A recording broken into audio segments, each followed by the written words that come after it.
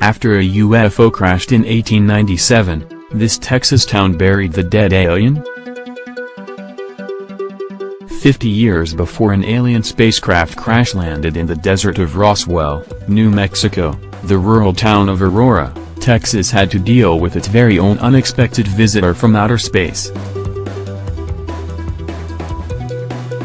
It is a famous well-known story that has gone down in history as one of Texas' weirdest, which is not surprising really, considering it's the only UFO crash where a funeral was held for the extraterrestrial pilot.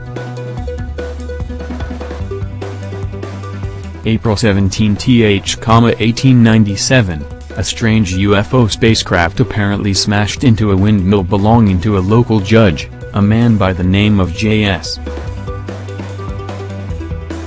Proctor.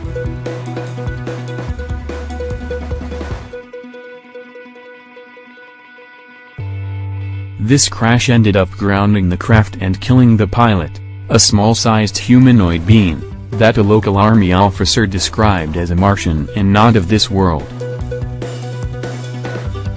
Among the wreckage, first responders discovered what they believed to be the spaceman's writings, records written in an unknown hieroglyphics.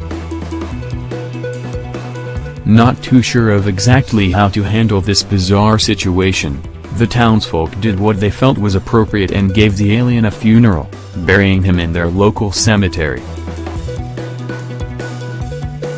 Shortly thereafter, the locals disposed of the crash debris by tossing it down Judge Proctor's well. Out of sight, out of mind, and so they believe.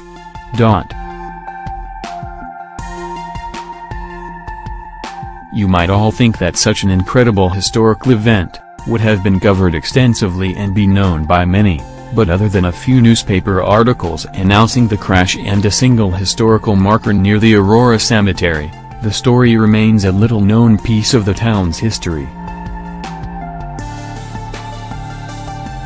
It's time for the world to learn about this important event.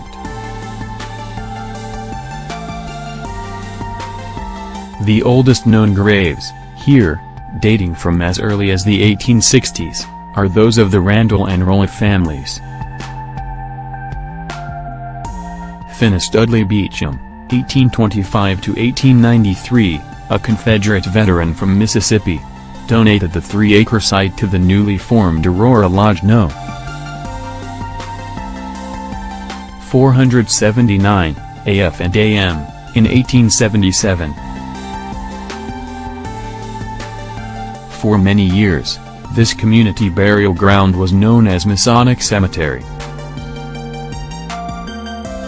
Beecham, his wife Carolyn, 1829 to 1915, and others in their family. An epidemic which struck the village in 1891 added hundreds of graves to the plot. Called spotted fever by the settlers, the disease is now thought to be a form of Mayanitis. Located in Aurora Cemetery is the gravestone of the infant Nellie Burris, 1891 to 1893, with its often quoted epitaph, "As I was so soon done, I don't know why I was begun." This site is also well known because of the legend that a spaceship crashed nearby in 1897 and the pilot, killed in the crash, was buried here. Struck by epidemic and crop failure and bypassed by the railroad, the original town of Aurora almost disappeared, but the cemetery remains in use with over 800 graves. Veterans of the Civil War, World Wars I and II, and the Korean and Vietnam conflicts are interred here. Given that this crazy story was reduced to only a single line of text, it's very easy to see that Aurora doesn't exactly like to promote its very own brush with the extraterrestrial. In fact, if anything, each attempt to exhume the grave of the alien pilot has been met with strong opposition.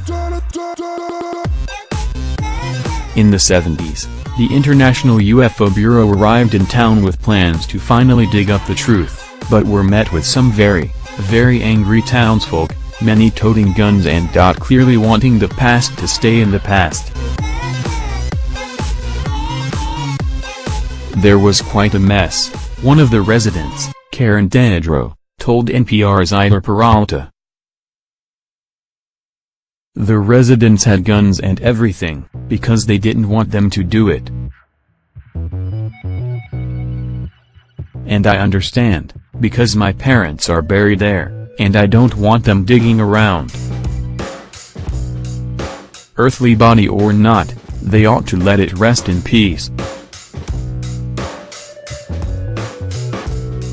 Years later, some of the cast members from the short-lived television series UFO Hunters visited Aurora, and though they couldn't convince the cemetery board to allow an exhumation, the crew made use of ground-penetrating radar in order to locate the grave. Unfortunately, the remains appeared badly deteriorated, and without DNA testing from a proper examination, the results proved inconclusive, but more mysterious than ever. Today, visitors who wish to visit the grave of the small alien pilot can do so much more easily than before. Now a small headstone, devoid of name or date, sits beneath the shade of a tree, one of the very few reminders of Texas' first close encounter with a visitor from space. P. Summary.